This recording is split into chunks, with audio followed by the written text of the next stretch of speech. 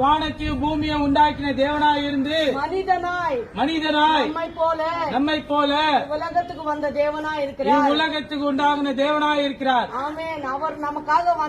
அவர் நமக்காக வந்தார். நம் பாவங்களுக்காக நம் துக்கங்களுக்காக ஆமென்.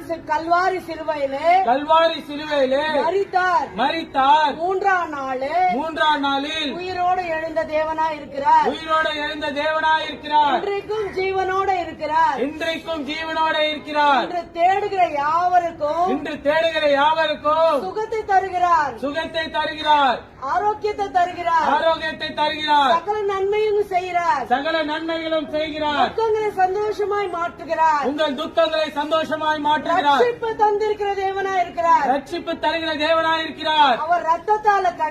அவர் ரத்தத்தாலே கழுவி நம் பாவங்களை மன்னித்து தன் பிள்ளைகளாக மாற்றி நம்மையோ பிதாவாகிய தேவனையும் சமாதானக்காரராய் சிலுவையிலே தொங்கினார்.